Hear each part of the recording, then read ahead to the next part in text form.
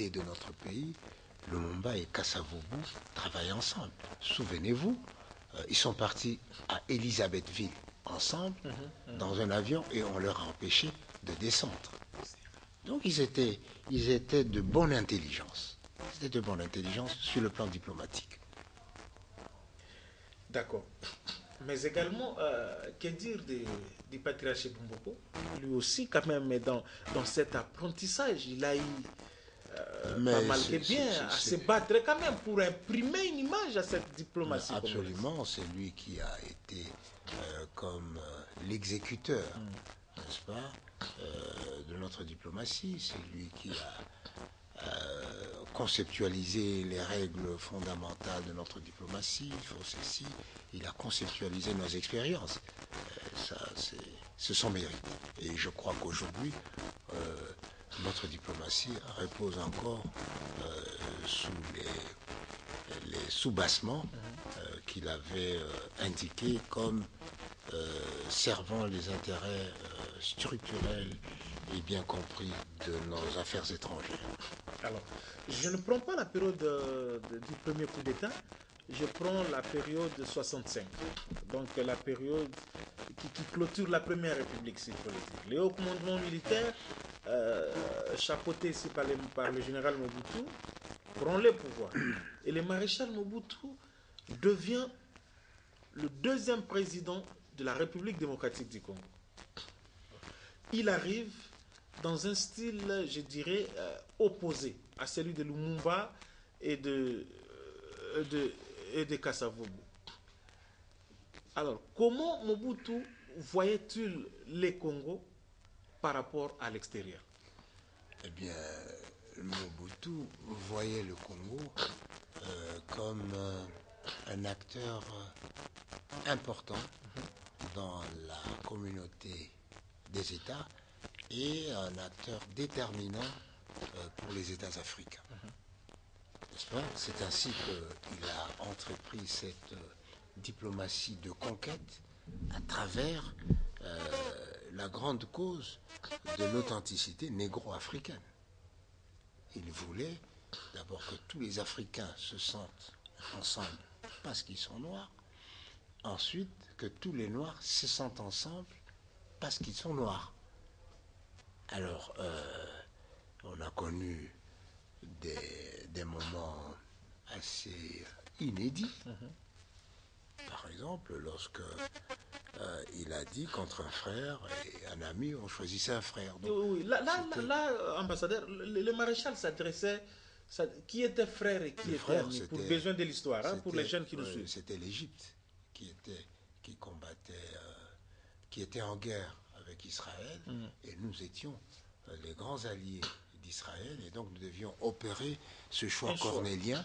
Et le président Mobutu a dit, il a eu ces mots qui ont retenti différemment dans les oreilles des uns et des autres, entre un frère et un ami, on choisit un frère. Et un frère, c'était l'Égypte. Voilà, le frère, c'était l'Égypte. Et c'était un discours assez, disons, c'est une déclaration particulière parce que, souvenez-vous, il y a toujours, en ce moment-là, il y avait la pesanteur de l'esclavagisme symbolisé par l'arabe. Et donc, certains n'ont pas manqué de dire, tiens, il a choisi l'esclavagiste par rapport à l'Israël. Non, c'était une option, c'était une démarche dans sa conquête sur le rôle déterminant de la République, Congo d'abord, Zaïre ensuite, dans le concert des nations africaines. Mais il y a eu, cette politique a eu quelques échecs retentissants quand même. Il y a l'Union Tchad-Zaïre-RCA qui a fait,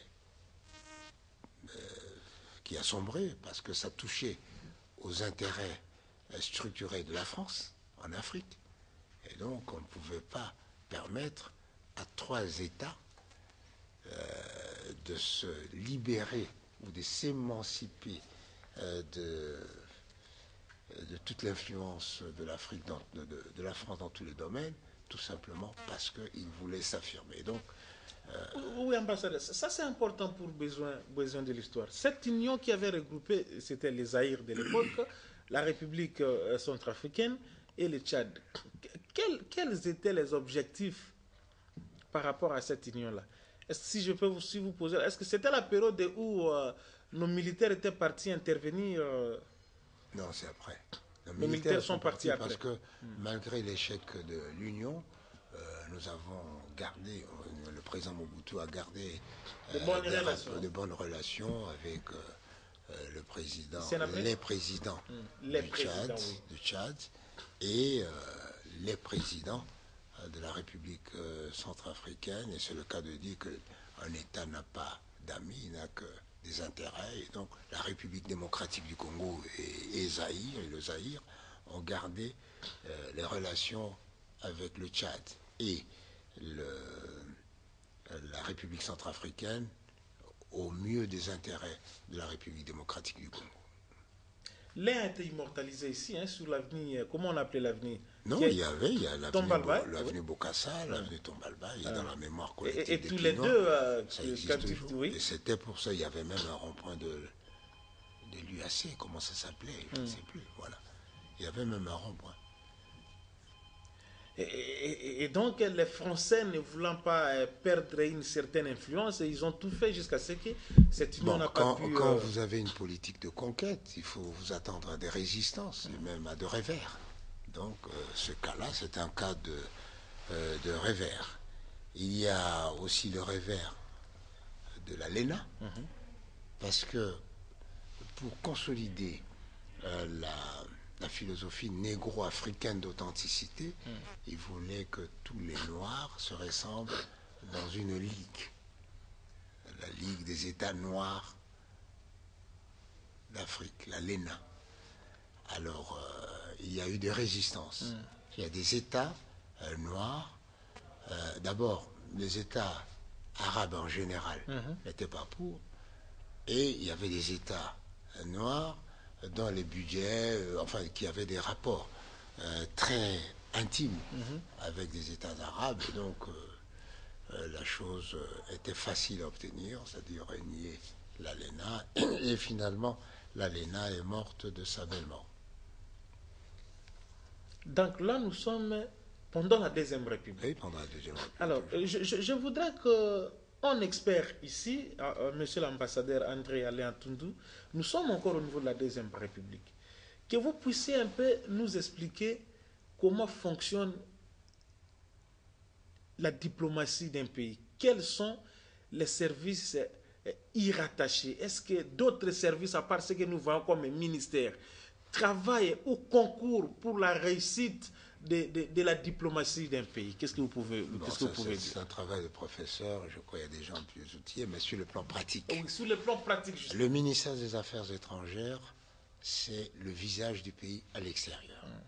Et donc, si un ministère doit avoir une activité à l'extérieur, par exemple le ministère des Mines, il y avait le CIPEC, n'est-ce pas, la communauté internationale des États qui produisait le cuivre. Eh bien, ils logeaient leurs représentants au sein de l'ambassade. Lorsque le ministère de l'Éducation, par l'UNESCO, a une représentation, il logeait son représentant dans l'ambassade, quoique détaché à l'UNESCO, à Paris, au siège de l'UNESCO. Et donc, le ministère de la Défense, pour ses rapports avec l'État français, logeait son représentant, qu'on appelle attaché militaire, au sein de l'ambassade. Et donc, l'ambassade est l'instrument de contact divers avec l'extérieur. Donc, tous les ministres, tous les ministères, toutes les activités qui doivent avoir des contacts à l'extérieur passent ou devraient passer par nos ambassades. Même si actuellement les relations internationales évoluent, nous avons des ONG, etc. Mais c'est ça, disons, le rôle classique de la diplomatie ou des affaires étrangères. Des affaires étrangères, oui, vous le dites si bien, monsieur l'ambassadeur.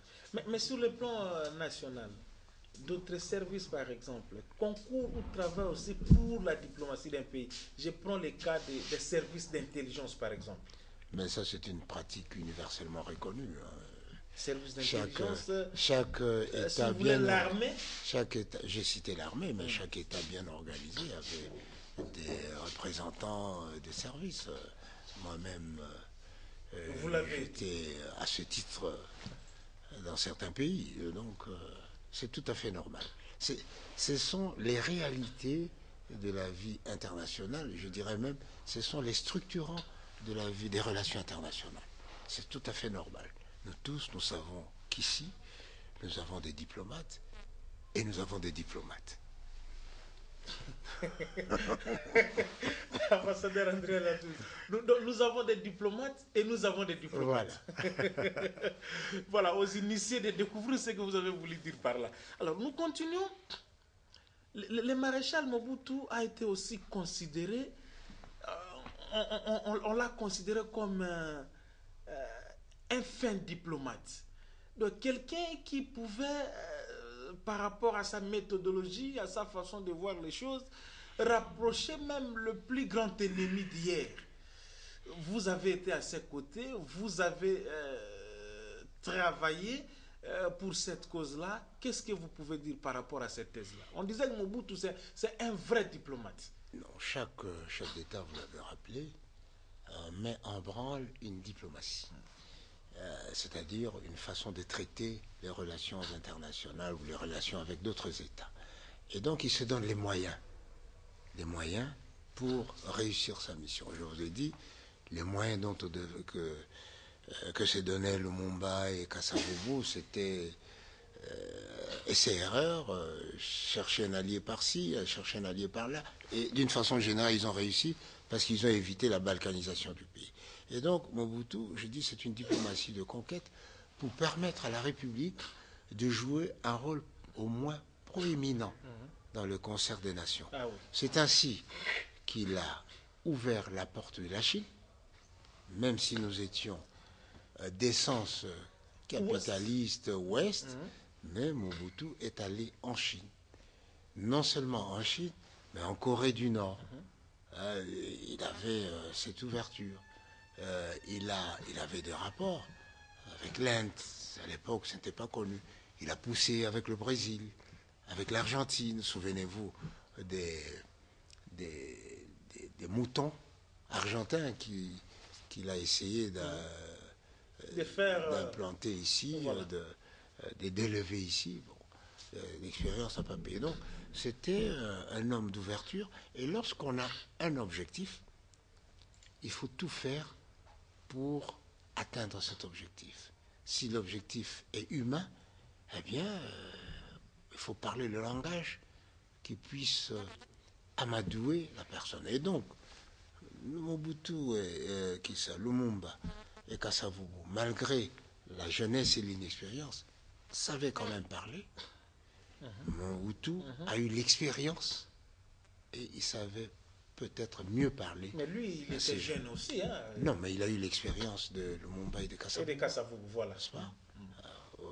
Et il parlait mieux, il savait comment utiliser les atouts de la République pour obtenir ce qu'il voulait. Et notamment jouant entre la rivalité intestine, si on veut ainsi dire, en Europe. Voilà.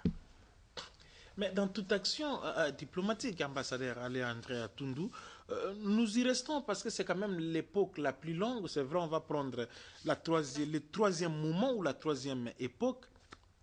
Mais il faut dire quand même tout de suite que le maréchal Mobutu, par rapport aux voisins immédiats, il avait aussi une certaine vision de la politique extérieure, de la diplomatie. Il y avait aussi des concessions. Je prends le cas de nos 9 voisins, et notamment avec le Rwanda, le Burundi, les pays de l'Est de là. Est-ce que c'était la même chose avec ce qui s'est vu aujourd'hui ou ce qui s'est vu un peu avant avec l'époque de Kasavubu et de Lumumba? L'époque de Mobutu, avec nos voisins immédiats. La configuration environnementale immédiate était différente. Nous étions de l'Ouest, mais nous avions l'Angola, qui était de l'Est, la Tanzanie, qui était de l'Est, le Congo, Le Congo-Brazzaville. Brazzaville, qui était de l'Est, les autres, on va dire comme ça, les autres, comme le Soudan, la Zambie, qui était quand même un peu les deux, et il y avait le Rwanda et le Burundi, qui étaient de l'Ouest comme nous. Et donc, la politique, la diplomatie était en fonction de ces éléments-là. Et je me souviens qu'il y avait une expression qui disait que nous avions une ceinture rouge autour de nous, nous avions une ceinture rouge autour de nous, et donc il fallait surveiller ces pays qui ne pensaient pas idéologiquement comme nous. Mais aujourd'hui, j'allais employer une autre expression célèbre, les ennemis d'hier sont devenus les alliés d'aujourd'hui. Et donc aujourd'hui, nos partenaires, c'est l'Angola, c'est la Tanzanie, c'est le Soudan, n'est-ce pas, c'est le Congo, Brazzaville. Oui. Et donc, la diplomatie est aussi différente. Donc on peut dire que, monsieur l'ambassadeur, la diplomatie, autant comme la politique de façon générale, elle est aussi dynamique, la diplomatie. La diplomatie est l'instrument de gestion. Et donc, s'il y a quelque chose de dynamique, je crois que c'est la diplomatie qui est la plus dynamique des activités. Des activités. Alors, nous sommes en 90, c'est pourquoi 90, parlons français ou bien belge, dans l'énumération des moments, vous avez essayé un tout petit peu de sauter. Mais je sais pourquoi. Donc de 90, nous sommes allés directement en 97 avec l'arrivée des musées.